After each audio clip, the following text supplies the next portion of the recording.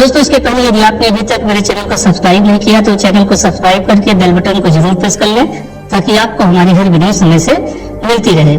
सृजनात्मक हो, be creative, क्योंकि जो आदमी सृजनात्मक नहीं है उसकी ऊर्जा निरंतर सेक्स से बहना चाहेगी, क्योंकि वो भारी हो जाएगा।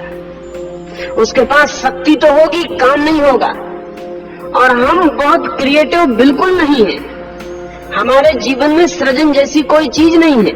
हमने कोई चीज ऐसी नहीं बनाई जिसे हम कहें सृजनात्मक है। मतलब क्या? आप कहेंगे नहीं हमने बनाया, हमने कुर्सी बनाई, हम फर्नीचर बनाते हैं, हम मकान बनाते हैं, हम कपड़े बनाते हैं, हम सृजनात्मक है? नहीं, ये सृजन नहीं है।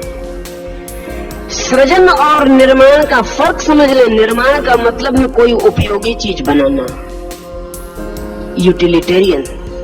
कुर्सी पर बैठा जा सकता है, उसका कोई उपयोग है, बाजार में उसके कुछ दाम है, इसलिए कुर्सी का बनाना सृजन नहीं है, प्रोडक्शन है, उत्पादन है। लेकिन एक आदमी एक गीत गाता है, कोई मूल्य नहीं है। एक आदमी एक चित्र बनाता है, कोई मूल्य नहीं है। एक आदमी नाचता है, कोई पर्पसिवनेस नहीं है।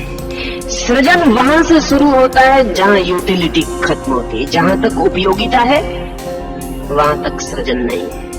आप कुछ जिंदगी में ऐसा भी करते रहें जिसकी कोई उपयोगिता नहीं, सिवाय इसके कि आपको उसे करने में आनंद आता है। जिंदगी में कुछ ऐसा चलता रहे जिसे करने में आपको आनंद आता है, जिसके अंतिम परिणाम से कोई संबंध नहीं है। वान गाग ने चित्र बनाए, जब उसने बनाए थे तो कोई उनको खरीदने को राजी नहीं था। एक चित्र वान गाग की जिंदगी में बिका नहीं। उसके भाई ने, उसके छोटे भाई ने कभी ये ख्याल किया कि बेचारे का एक चित्र नहीं बिका, कितना दुखी ना होगा ये। तो उसने एक आदमी को कुछ पैसे दिए और कहा कि तू मेरी तरफ से जाके एक चित्र खरीद ले, कम से कम एक तो तृप्ति उसे मिल जाएगी, उसकी कोई चीज बिकी। वो आदमी गया, कोई आदमी चित्र खरीदने आया, वान गाग उसे चित्र बताने लगा, लेकिन वो कोई खरीदार तो नहीं था, वो कोई चित्रों को प्रेम करने वाला आदमी नहीं था, वो तो किसी का सिर्फ एजेंट था, पैसे भी किसी और के थे। कोई भी चित्र खरीद लेना था, उसने कोई भी चित्र उठा के कहा कि ये पैसे लो। वान गाग की आंख से आंसू बहने लगे। उसने पैसे वापस कर दिए और उसने कहा कि मालूम होता है मेरे भाई ने तुम्हें भेजा है, वापस लौट जाओ। भाई आया माफी मांगने, तो उसके भाई ने उससे पूछा कि तब तुम चित्र बेचना भी नहीं चाहते तो बनाते किस लिए हो? वान गाग ने कहा कि बनाने में ही मिल जाता है वो जो चाहिए, बनाते क्षण में ही मिल जाता है वो जो चाहिए। जब मैं चित्र बनाता हूँ तब सब मुझे मिल जाता है, अब और कुछ चाहिए नहीं। जब कोई गीत गाता है तो सब मिल जाता है गाने में, लेकिन हाँ, अगर गायक भी प्रशंसा के लिए आतुर हो तो बाजारू है, सृजनात्मक नहीं है। अगर चित्रकार भी बाजार में बेचने के लिए चित्र बनाता हो तो ये कंस्ट्रक्शन है, प्रोडक्शन है, ये क्रिएशन नहीं है। हम कहते हैं कि परमात्मा ने जगत बनाया, क्रिएट किया, बनाया नहीं बनाया बड़े अर्थ की बात नहीं, लेकिन परमात्मा को हम कहते हैं उसने सृजन किया, उसका एक ही अर्थ है। हम ये नहीं कहते कि प्रोड्यूस्ड बाय, परमात्मा ने उत्पादन किया। हम कहते हैं सृजन किया, सिर्फ इसलिए कि नाम पर्पज है, परमात्मा को इससे कुछ भी मिलने का नहीं है। परमात्मा को इससे कुछ भी उपलब्ध होने वाला नहीं है। अगर कुछ भी मिला होगा तो इसको बनाने में ही मिला होगा, इसके बनने में ही मिला होगा, अन्यथा इसके बाहर कुछ मिलने को नहीं है। जिस आदमी की जिंदगी में कुछ ऐसे क्षण हैं जब वो आनंद और सृजन में जीता है, वो आदमी धीरे धीरे अकाम को उपलब्ध हो जाएगा, क्योंकि काम की दूसरी शर्त है, काम की दूसरी शर्त है द रिजल्ट। कामना का आखिरी स्रोत, उद्गम का, दौड़ का, शक्ति का, एक ही है कि मिलेगा क्या। हम हमेशा पूछ रहे हैं, मेरे पास लोग आते हैं, वे कहते हैं ध्यान हम करें, लेकिन ध्यान में मिलेगा क्या।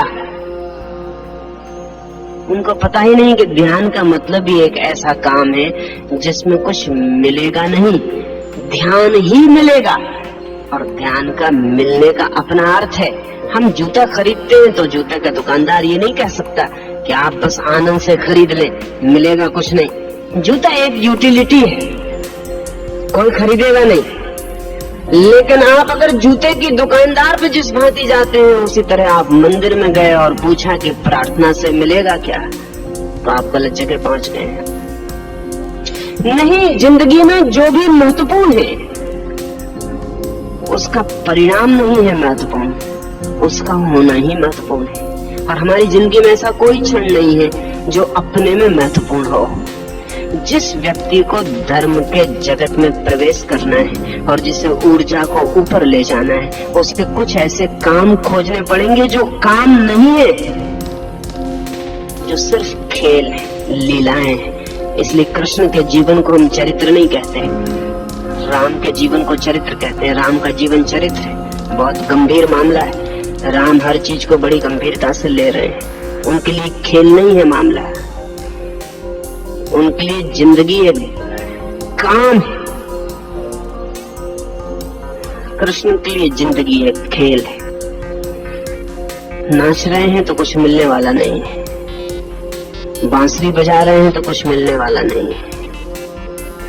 राम तो जो भी कर रहे हैं उसमें कम से कम चरित्र मिलेगा, मर्यादा मिलेगी, वंश परंपरा की प्रतिष्ठा मिलेगी, वो सब मिलना है। राम बहुत यूटिलिटेरियन है, राम की बुद्धि बहुत उपयोगितावादी है।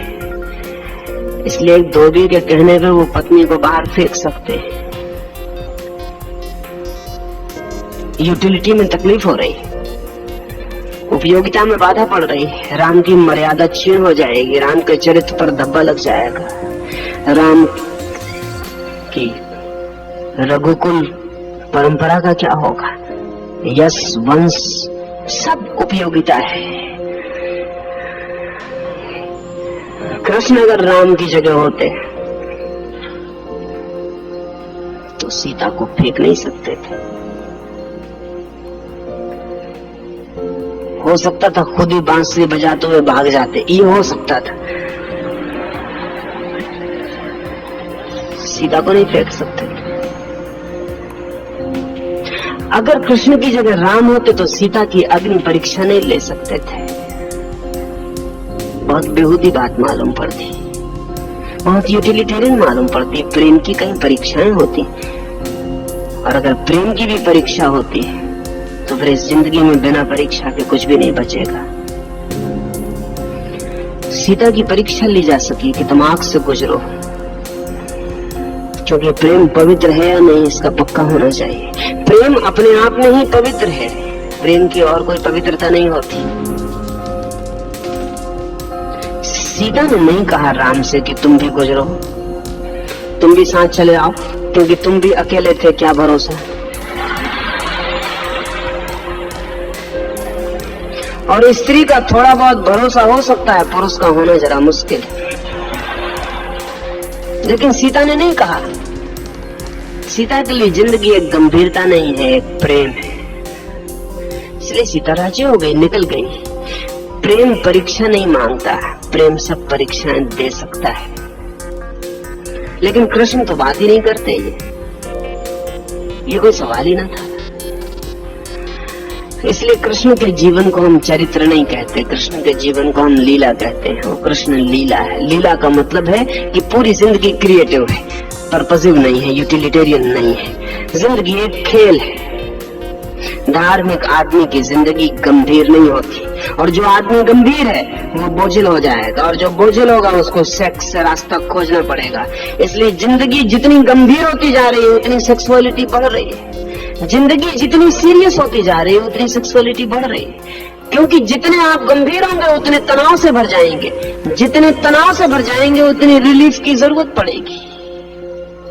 इसलिए जिस मुल्क में जितना तनाव है उतना ज्यादा कामुकता बढ़ जाएगी, क्योंकि और कोई रास्ता नहीं दिखता। चित्त बोझिल हो जाएगा। शक्ति को बाहर फेंको, हल्के हो जाओ।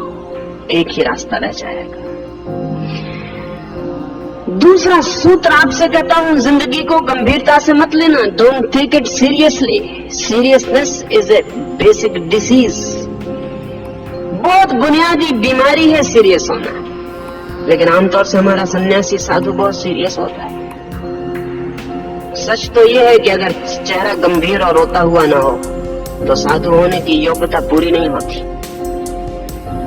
क्वालिफिकेशन जरूरी है वो, इसलिए अक्सर रोते हुए लोग साधु सन्यासी हो जाते। साधु सन्यासी होने की वजह से रोते हुए दिखाई पड़ते, ऐसा मत समझना। रोते हुए थे इसलिए साधु सन्यासी हो जाते, क्योंकि वहां उनके रोने को भी प्रतिष्ठा और आदर मिलने लगता। वैसे रोते हुए दिखाई पड़ते तो कोई भी कहता कि क्या शकल लेके घूम रहे हो, लेकिन सन्यास में वो शकल प्रतिष्ठित हो जाती। नहीं, जिंदगी गंभीरता नहीं है, और जो जिंदगी में गंभीर है वो काम से मुक्त नहीं हो सकेगा। जिंदगी खेल बन जाए तो आदमी काम से मुक्त हो जाता है। पर पूरी जिंदगी को नहीं कह रहा हूं कि आप खेल बना लें, शायद वो संभव नहीं है, लेकिन जिंदगी में कुछ तो हो जो खेल हो।